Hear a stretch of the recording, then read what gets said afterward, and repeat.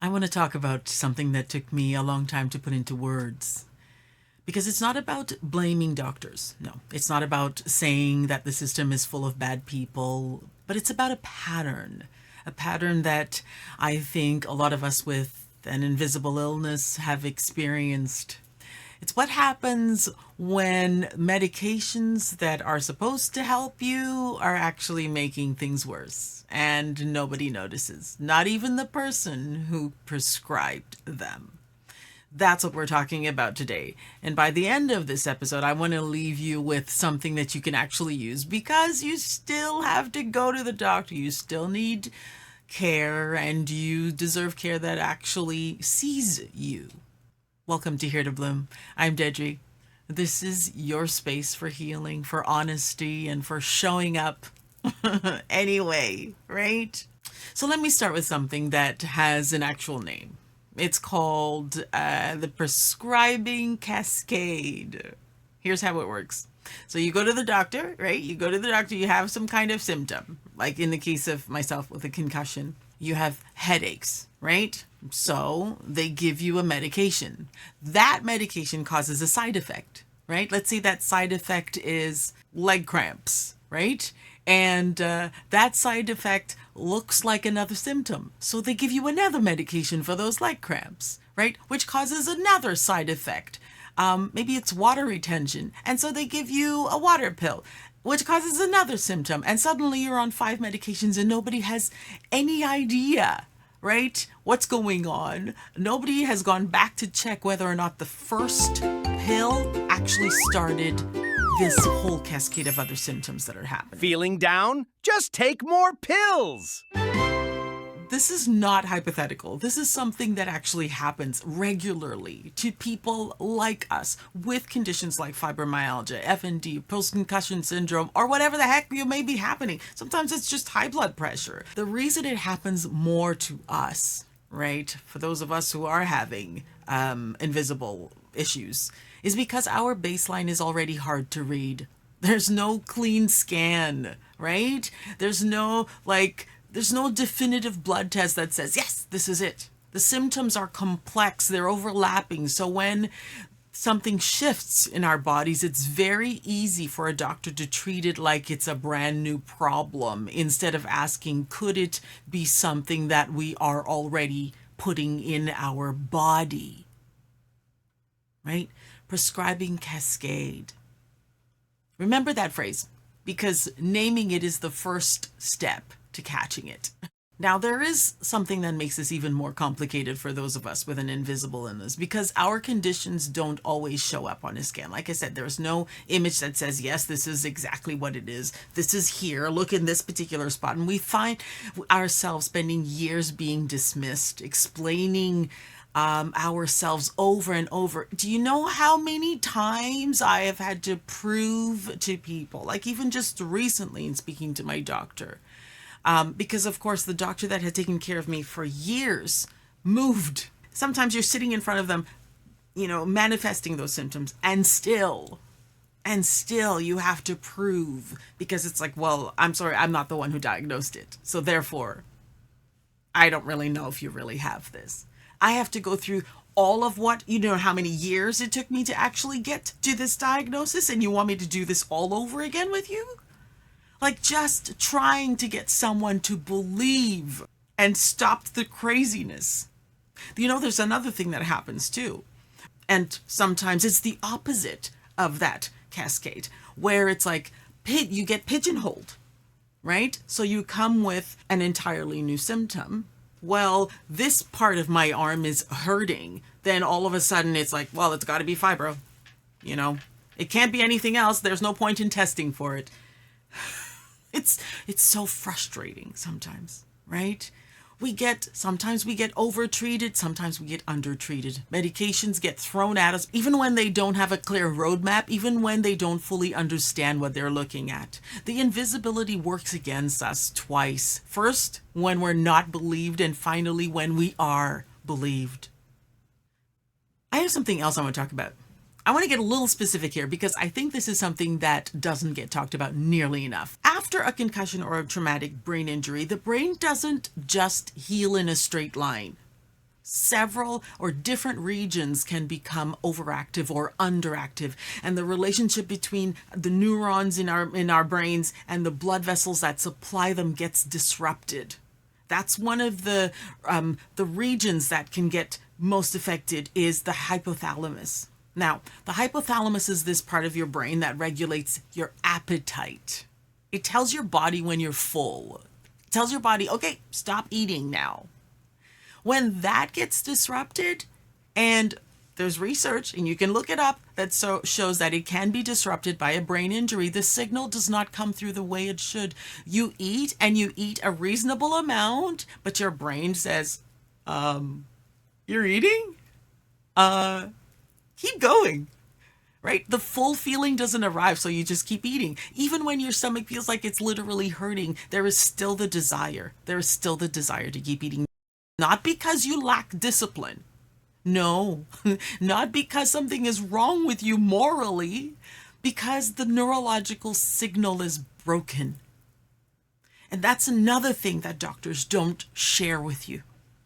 And it goes even further than that. The pituitary gland, which works alongside the hypothalamus, can also be affected.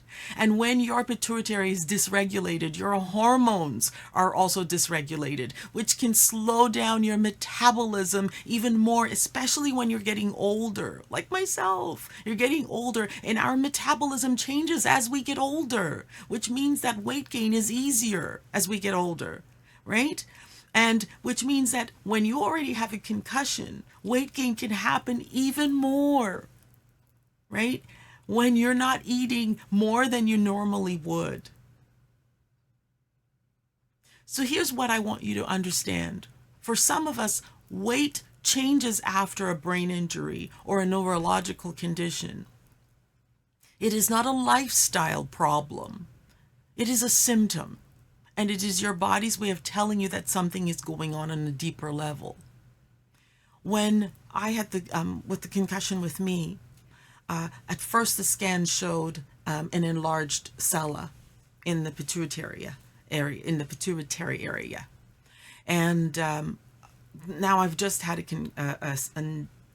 a second scan. Here we go, a second scan, and thank goodness that is the partially empty cella isn't there anymore. So that means it's good.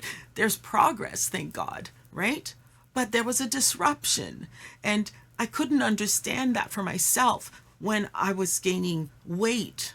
I couldn't understand, like, why is it like I'm full? I mean, logically, I've eaten enough to feel full. Why don't I feel full? And when your doctor looks at your chart and sees your weight and doesn't ask why, that is a missed opportunity at best. And at worst, it's the beginning of a prescribing cascade that makes everything harder, right? It makes everything harder. And there's something else that I want to talk about. And that is, I'm going to call it the sensitivity gap. Because a good doctor treats the entire person, not just the symptom. Not just the symptom in front of them, but the full history, the full picture. If your chart says you have a history of depression, that should shape every prescription decision. If you have a history of eating disorder or even just a complicated relationship with your body and your doctor prescribes you something with significant weight gain as a side effect without even asking, without flagging it, without offering an alternative, that is not a small thing. It is not a small thing. And for someone, especially like for myself, when you already are in the point in your life where you have a problem with your metabolism, I have always had a problem with my digestive system. I have always had a problem with slower motility than most. And for someone who already has fought so hard to have a healthy relationship with food and with their body, unexplained or unexpected weight gain can be genuinely destabilizing. It can unravel work that took years. Do you know how many years it took for me to get to that point? Do you know how many years it took of just eating, stuff that most people are like, why are you eating that? It's like, well, I don't eat for pure enjoyment. I eat because I need to take care of my body. And if the weight gain is actually neurological, the brain's hunger signals are already disrupted because of the injury. And then you add medication on top of that, that causes even more weight gain on top of that, right? Nobody connects these dots. That person is now dealing with a compounding harm that no one ever named. This is what I think is the sensitivity gap. It is the space between what is in your chart and what your doctor actually took the time to consider before writing that prescription. And I want to be honest about what I think this is. Do I think that it's malice? Do I think that doctors are genuinely trying to harm their patients? No, I don't think so. But I do think it's neglect. I think it's neglect. I think it's the absence of thoroughness in a medical context that really causes damage.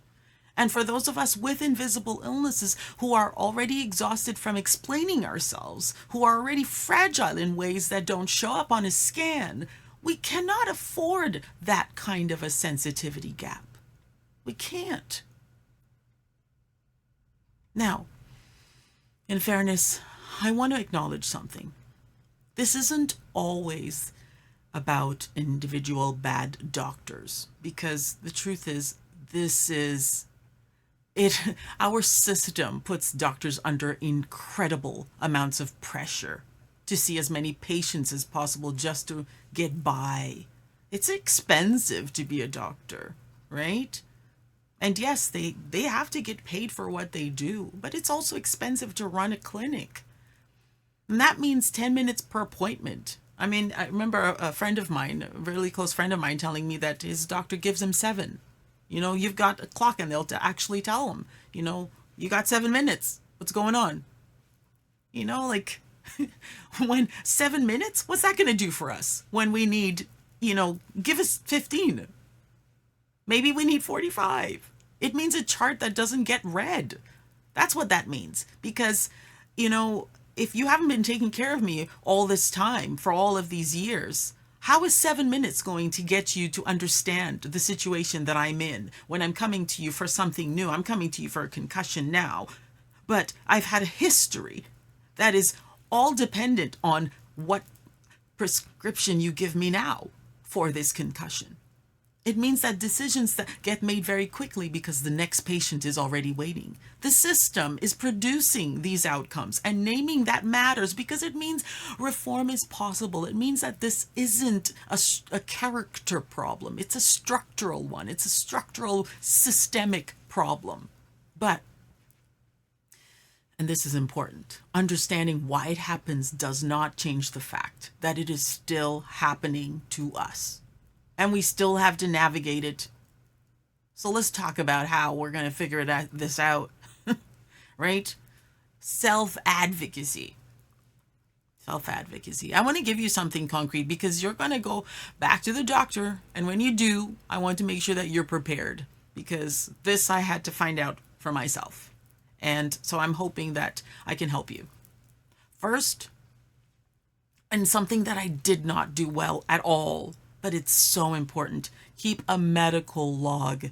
Every medication you're taking, the date you started it, and every symptom that shifted after. If something changes physically, emotionally, appetite-wise, which I did not even realize was an issue until I really started to gain. Since the concussion, now this concussion happened in August. No, August, what am I saying? November of 2025, right? I think it was March that I got prescribed different medication. March until now, 25 pounds packed on. 25 pounds in that short amount of time. Yeah. Write it down. Write down the date. Bring that log to every single appointment. Okay, it makes the pattern visible in a way that's really hard to dismiss by those doctors. Secondly, ask the direct question. When a new symptom appears, ask the doctor out loud, could any of my current medications be causing this problem?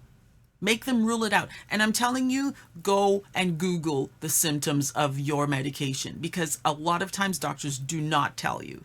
They don't tell you. It's up to us to figure out. You are allowed to ask that question. What are the symptoms of this thing? You know? And when they give you the 3 symptoms or the most familiar ones, like, well, it can cause, sleep disruption, you can ask. For example, one of the top side effects on the medication that I was taking for concussion, which already gives me headaches, by the way, was headaches. A side effect on a headache medication is more headaches? Like, how dumb is that? Third, talk to your pharmacist. Okay, talk to your pharmacist. This is really an underused resource. Your pharmacist can look at everything you're taking together and flag interactions, redundancies, or side effects, right, that may be compounding your issue. They are trained for this kind of stuff. And we don't usually need an appointment to talk to a pharmacist. You just go into the, like wherever the drug mart place and ask, right? Fourth, name your sensitivities out loud every single time. Do not assume that your doctor reads your chart. Don't. Because a lot of times they don't. Before walking into that room, say to yourself, I want you to know that I have a history of blah, blah, blah. And that affects what I can tolerate, right? Put it on record. Make sure that it is on record. And that's the other thing too. You know how many times I went to my particular doctor and actually mentioned my issue with FND, and some of the medications that I was being given actually causes problems with gait, with my steadiness, causes problems with dizziness. How can you give someone a medication who has FND, right? Well, that already causes balance issues sometimes. How can you give somebody that? Something that causes dizziness. I don't know. Anyway, put it on record, okay? Make sure that even if you have to tell them, can you tell me what you've written down? Because the other thing that I realize is in all of the times that I mentioned that I'm experiencing body folds, not once in any of my records, when I went there, after I asked for, like what was written on there? What was written on the last one? Not once since I've been seeing this doctor, since November, has the words conversion disorder or FND been written down. Not once. They're dealing with so many people all of the time, and they don't always take the time to record the things that actually matter. Anyway. Anyway, put it on record every visit. Fifth, sometimes it's important to bring someone with you if you can. A second person in the room changes the dynamic. They can follow up. They can ask follow-up questions. Maybe they can help you with taking notes. Even go with a recorder. Sometimes, you know what I do? I just go with a phone recorder into there because I want to remember what it was that was said to me or what I said. And when you're in pain and when you're overwhelmed, I can promise you, you don't always remember. You know how many times we go to the doctor and you're like, okay, I need to talk about this, I need to talk about that, whatever. And then you go there and then you're in pain or you're overwhelmed and all the details, it's like everything becomes fuzz. Having a witness helps. And even if that witness is just a recorder or something like that. Or sometimes on your actual appointment, you know what I do sometimes in my calendar is in the appointment that I schedule on my phone, I will actually put, check on this, check on that. I'll make a little log for myself so I remember what it is I'm going to the doctor for. That's very important. That's very handy. Sixth, know that a second opinion is always allowed. Now, that's something that I failed myself with, I must say. It's not rude. It's your right. Instead of just accepting what the first person said. And seventh, trust your body's feedback. If something feels wrong after a new medication, that is data, right? You know your body better than anybody else. You have been living in it. You know it. Pay attention to it. You've been paying attention to it for longer than any doctor has known you. So if something shifts in any way that doesn't feel right, you are allowed to go back and say so. You are allowed. All right. I'm sharing all of this because honestly, I really wish that someone had told me all of this sooner. Because when you are already struggling, when you are already exhausted from being misunderstood for so long, from just explaining yourself, from fighting just to be believed, do you know how many times doctors have told me that things are in my head? The last thing you should have to fight is the very system that is supposed to help you. You deserve care that actually sees you, not just your symptoms, but your history, your sensitivities, your full life, the things that aren't in your chart because nobody asked the right questions. And it is not too much to ask. And advocating for it is not being difficult. It's not being dramatic. It is being your own best doctor when the system falls short. Right? You are allowed to take up space in that appointment room. You are allowed to slow it down. I don't care how many minutes they tell you you have. You are allowed to say, wait, I need you to hear me, please. Please, I need you to just hear me. And if you need permission to do that today, consider this your permission. It is far better than being complacent, right? In a society that praises silent conformity. You have all that you need. You have all you need. Ask. Divine wisdom helps me find my way, helps me find my way to the answers I need today. Divine wisdom helps me find my way. God is my guiding light. God is my guiding light. God is my guiding light. And I sing praise. Hallelujah. Hallelujah. God is our guiding light. I thank you so much for being here. Listen, I'll see you next Sunday, okay? You keep on blooming. You keep on blooming no matter what. No matter what comes your way, know that you have every right to advocate for yourself. All right? You take care of yourself. And I hope that life smiles upon you and all you do. Take care. Bye for now.